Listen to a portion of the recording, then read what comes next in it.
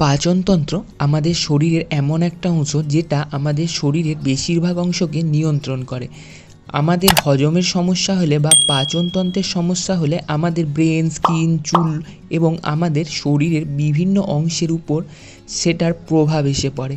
আবার পাচনতন্ত্র ঠিক না থাকে তখন আমাদের হজমের সমস্যা হয়, গ্যাসের সমস্যা হয়, কোষ্ঠকাঠিন্য দেখা যায়, বুকে জ্বালা করে, এই সব লক্ষণগুলি দেখা যায়।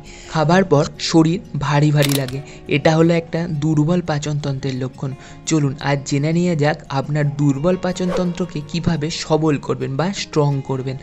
তাই আজ আমরা কিছু বিশেষ জিনিসের কথা বলবো যেখানে আমাদের হজম ক্ষমতা অনেক গুণ বেড়ে যাবে।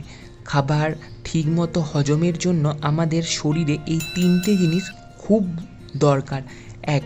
ফাইবারযুক্ত খাবার, 2. প্রোবায়োটিক, 3. এনজাইম।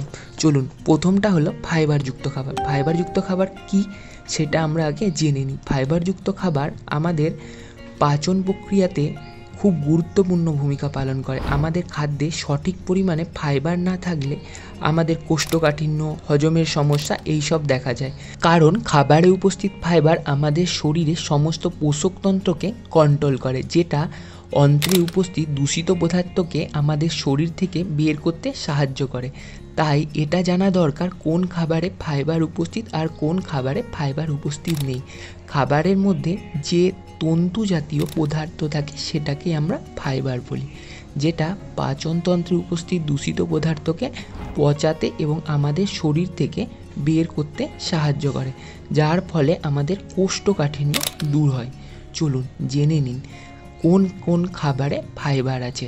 আমরা যে ভাত, মাছ বা ময়দা জাতীয় যে খাবার খাই, বা বিয়ে বাড়িতে ভাতের সাথে মাছ বা মাংসের যে বিভিন্ন আইটেম খাই, ঠিক কিছুক্ষণ পর আমাদের হজমের সমস্যা দেখা যায়, কারণ এই সব খাবারে ফাইবার নেই। যাই হোক, আসল কথাটা হলো আপনি খাবার সময় আপনার খাবারের তালিকায় অবশ্যই মাছ মাংসের সাথে 2 থেকে 3টে সবজির পদ রাখুন। এতে আপনার ফাইবারের ঘাটতি অবশ্যই মিটবে, কারণ সবজিতে থাকে হাই ফাইবার, যেটা আপনার হজম শক্তিকে বাড়াতে সাহায্য করবে। চলুন জেনে নিন কোন কোন ফল বা শাকসবজিতে হাই ফাইবার থাকে। আপেল হলো এমন একটা ফল যেখানে থাকে হাই ফাইবার, তাই অবশ্যই এভরিডে আপেল খাওয়ার চেষ্টা করুন। এছাড়াও আমলকি, গাজর, বাঁধাকপি, টমেটো, খোসাযুক্ত যেই সমস্ত ডাল, তাতে অনেক পরিমাণ ফাইবার থাকে। মোটর বা ছোলা কলায় যেইগুলোতে অবশ্যই অনেক পরিমাণ হাই ফাইবার থাকে। অ্যাভোকাডো, বাদাম, মিষ্টি আলু, পুরা আলুতেও কিন্তু অনেক পরিমাণে ফাইবার থাকে। যাই হোক, কিন্তু নর্মাল আলুতে থাকে না। তাই আপনার হজম শক্তিকে ভালো করতে গেলে অবশ্যই ফাইবার জাতীয় খাবার আপনার খাবার তালিকায় অবশ্যই এভরিডে অ্যাড করুন। এতে কোষ্ঠকাঠিন্য সমস্যা, গ্যাসের সমস্যা বা হজমের সমস্যা অনেকটাই কমে যাবে। এরপরে আসুন 2 নম্বর অপশন, প্রোবায়োটিক বা উপকারী ব্যাকটেরিয়া।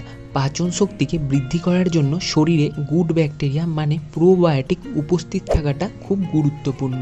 হ্যাঁ, আপনি নিশ্চয়ই ভাবছেন ব্যাকটেরিয়া।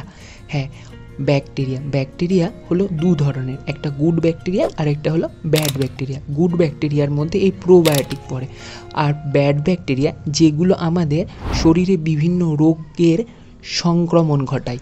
তাই প্রোবায়োটিক বা ভালো ব্যাকটেরিয়াগুলি আমাদের শরীরে যেমন পাচন ক্ষমতা বৃদ্ধি করে, তেমনই আমাদের শরীরে বিভিন্ন অংশের ভালো কাজে সাহায্য করে। তাই আমাদের পাচন প্রক্রিয়ায় প্রোব্যাকটেরিয়া বা ভালো ব্যাকটেরিয়া অপরিহার্য।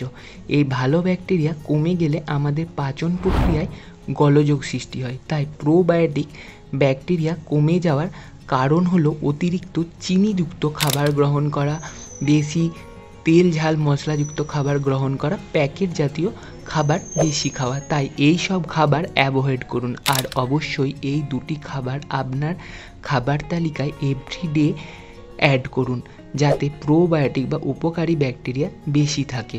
1. দই, আপেল সিডার ভিনিগার। এই 2 খাবারে প্রচুর পরিমাণে প্রোব্যাকটেরিয়া বা ভালো ব্যাকটেরিয়া থাকে, যা আমাদের পাচন শক্তিকে অনেক গুণ বাড়িয়ে দেয়। 3 নম্বর, এনজাইম বা পাচকরস, যা আমাদের খাবারকে ভাঙতে সাহায্য করে, যার ফলে খাবার হজম হয় বা পাচন প্রক্রিয়া সম্পন্ন হয়। আপনি হয়তো লক্ষ্য করেননি যে যখন আপনি হজমের প্রবলেম নিয়ে ডক্টরের কাছে যান তখন ডক্টর আপনাকে কোনো ডাইজেস্টিভ মেডিসিন দেন, যেটার মধ্যে প্রধান উপাদান থাকে এই এনজাইম। এনজাইম আমাদের শরীরে 3 ভাবে পরিপূর্ণ হয় যা হজমে সাহায্য করে। চলুন জেনে নিন। 1 নম্বর, আমাদের মুখের ভিতর যে লালারস বা স্যালাইভা আছে, এই লালারস খাবারের সাথে মিশে খাদ্য পরিপাকে সাহায্য করে। তাই যতটা খাবেন সেই খাবারটাকে চিবিয়ে খাবার চেষ্টা করুন। এতে পাচক রস খাবারের সাথে ভালো করে মিশে যাবে এবং খাদ্য পরিপাকে সাহায্য করবে। এরপর খাবারটা যখন পেটের মধ্যে বা স্টোমাকের মধ্যে যায়, ঠিক স্টোমাকের ভিতরে অনেক রকমের পাচক রস নিঃসৃত হয় এবং খাবারটাকে আরও ভালো করে পরিপাক করতে সাহায্য করে। কিন্তু সমস্যাটা হলো আমরা নিজে থেকে খাবার পর বা খাবার সময় জল খেয়ে নিই, আর এই ফলেই আমাদের পাচক রস ঠিকমতো নিঃসৃত হয় না। তাই খাবার সময় জল খাবেন না, এতে পাচক রস ভালো করে নিঃসৃত হতে পারবে এবং ভালো করে খাবারটা পরিপাক হতে পারবে। এতে আপনার পাচন ক্ষমতা অনেক গুণ বেড়ে যাবে। দ্বিতীয়ত, খাবার পরিপাকে আদার গুণ অপরিসীম। তাই খাবার কিছুক্ষণ আগে 1 টুকরো আদা খেয়ে নিন। আদাকে ভালো করে চিবিয়ে খেয়ে নিন, যার ফলে ভালো করে পাচক রস নিঃসৃত হয় এবং পাচন ক্ষমতা অনেক গুণ বেড়ে যায়। তৃতীয়ত, খাবারে অবশ্যই কাঁচা শাকসবজি রাখুন।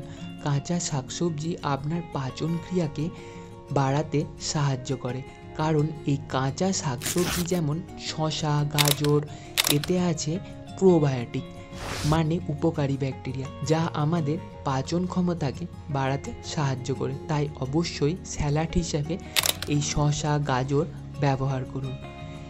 আমাদের ভিডিওটা কেমন লাগলো অবশ্যই কমেন্ট করে জানান, আর একটা সাবস্ক্রাইব করে দিন, পারলে শেয়ার করে দিন, অনেকেরই উপকারে আসবে।